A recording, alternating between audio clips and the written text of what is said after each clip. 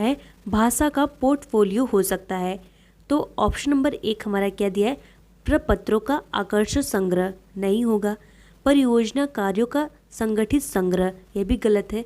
प्रश्नानुसार लिखित उत्तरों का संग्रह, यह भी हमारा गलत है।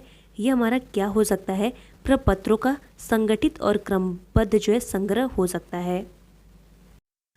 आकलन एक सतत प्रक्रिया है, इसका प्राथमिक उद्देश्य है। तो इसका प्राथमिक उद्देश्य क्या होता है, प्रविधि, पाठ्य पुस्तक, शिक्षक और विद्यार्थी में सुधार का अवलोकन जो है इसका प्राथमिक उद्देश्य है। भाषा शिक्षण की किस विधि में लक्ष्य भाषा सीखते समय मातृभाषा का प्रयोग नहीं किया जाता। तो किस में नहीं किया जाता, प्रत्यक्ष विधि में जो है नहीं किया जाता। हर व्यक्ति को मैंने ही सच्चाई दिखाई वाक्य पर चर्चा करने का उद्देश्य है। तो इस वाक्य पर चर्चा करने का उद्देश्य क्या है, पहला हमारा है बच्चों को संज्ञा के प्रयोग का ज्ञान कराना, गलत। बच्चों को सर्वनाम के प्रयोग का ज्ञान कराना, यह भी गलत है। बच्चों को क्रिया के प्रयोग का ज्ञान कराना, यह भी गलत है। ऑप्शन नंबर डी हमारा क्या है, बच्चों को भाषा की नियमबद्धता, प्रकृति की पहचान, उसका विश्लेषण कराना, सिखाना। ऑप्शन नंबर डी हमारा राइट हो जाएगा। प्राथमिक स्तर पर सुनना बोलना कौशल के विकास में कौन सी विधियाँ अधिक सहायक हैं। तो कौन सी विधियाँ सहायक होती हैं, पहला हमारा दिया है कहानी कथन और श्रुत लेखन, ये जो है सहायक नहीं होती। कविता पाठ और भाषा प्रयोगशाला, ये भी नहीं होती। भूमिका निर्वाह और समाचार पत्र वाचन, ये भी नहीं होता। अगला हमारा है भूमिका निर्वाह और बातचीत करना, यह जो है सबसे अधिक सहायक होती है। मौन पठन में मुख्यतः क्या होता है, पहला हमारा दिया है शब्द भंडार विकसित किया जाता है, गलत। मन ही मन बुदबुदाते हुए जो है पढ़ा जाता है, ये भी हमारा गलत है। ऑप्शन नंबर सी हमारा क्या है, गहन अर्थ को आत्मसात करने का प्रयास किया जाता है। ऑप्शन नंबर सी राइट हो जाएगा। क्वेश्चन हमारा क्या है, कविता शिक्षण के संदर्भ में आप किस बिंदु को सर्वाधिक महत्व देते हैं। तो किसको महत्व देते हैं, पहला हमारा दिया कविता का एक निश्चित अर्थ होता है, यह नहीं है। कविता के एक से अधिक अर्थ हो सकते हैं। ऑप्शन नंबर बी हमारा बिल्कुल राइट है। भाषा के आधारभूत कौशल में सर्वोपरि है।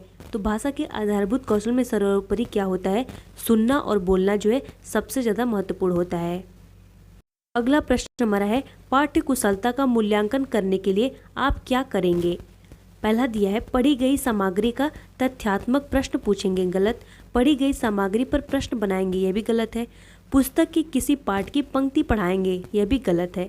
ऑप्शन नंबर डी देखिए क्या है, बच्चों से जोर जोर से बोलकर पढ़ने के लिए कहेंगे जिससे उच्चारण की जांच हो सके। ऑप्शन नंबर डी हमारा बिल्कुल राइट है। नाटक शिक्षण में सतत और व्यापक मूल्यांकन के लिए निम्नलिखित में से कौन सा सर्वाधिक महत्वपूर्ण है। पहला हमारा दिया है लिखित परीक्षा, यह जो इसमें महत्वपूर्ण नहीं होती। दूसरा हमारा है मुख्य संवादों को सुंदर रूप से लिखना, यह भी गलत है। पढ़े गए नाटक का मंचन करना, यह सबसे ज़्यादा इसमें महत्वपूर्ण होता है।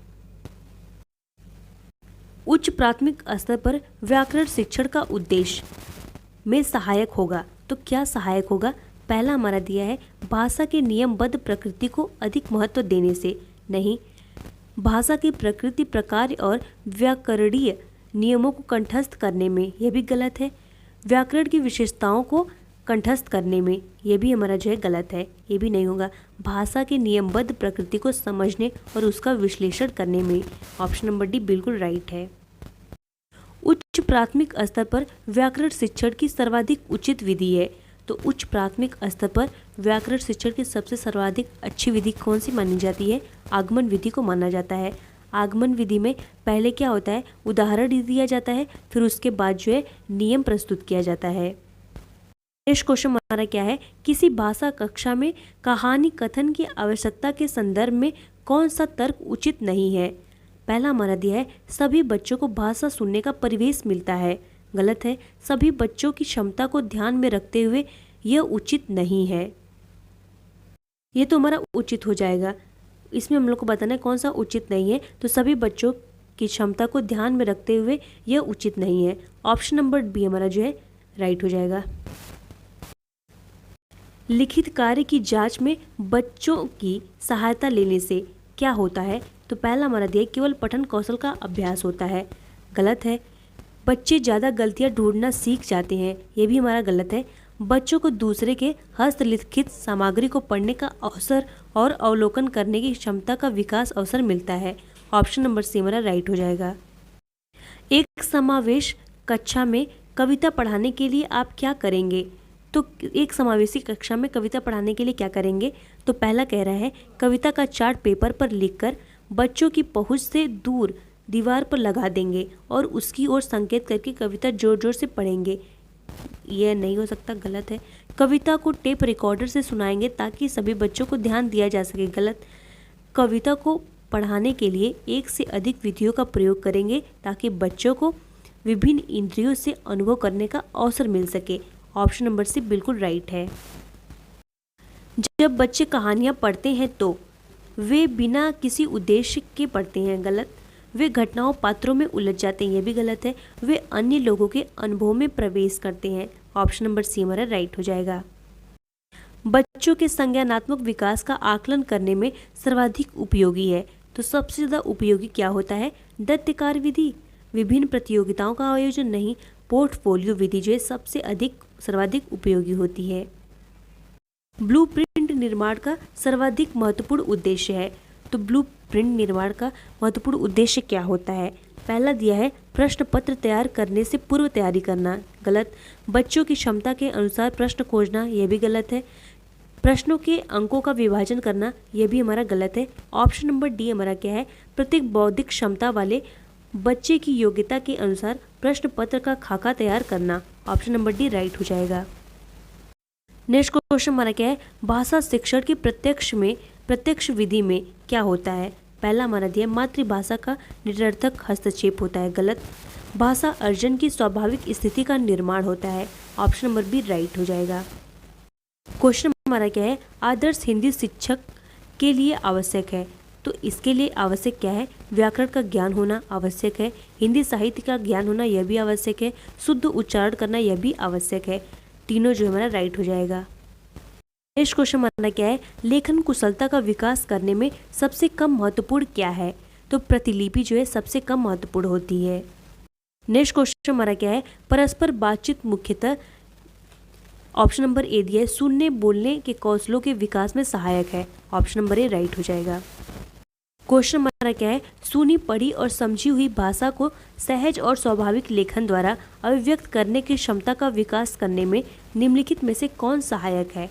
तो पहला हमारा दिया है सुनी देखी पढ़ी घटना को अपने शब्दों में लिखित रूप में अभिव्यक्त करना। ऑप्शन नंबर ए हमारा राइट हो जाएगा। किन साहित्य विधा को पढ़ाते समय आप सस्वर पाठन का अनिवार्यता बल देंगे? तो किसको पढ़ाते समय देंगे? एकांकी को पढ़ाते समय जो है देंगे। नेक्स्ट क्वेश्चन हमारा क्या है? अध्यापिका द्वारा केवल विद्यार्थी के व्याकरण का परीक्षण करने में सहायक है, तो कौन सा सहायक होता है? कसौटी संदर्भित परीक्षण जो है सहायक होता है। निबंधात्मक परीक्षाएं सहायक हैं। निबंधात्मक परीक्षाएं किसमें सहायक होती हैं?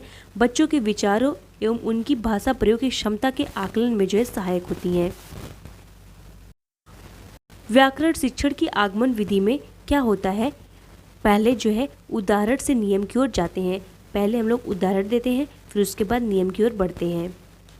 ये तो हमारा पहला हमारा जो है नियम से उदाहरण की ओर, ये तो हमारा निगमन विधि हो गया।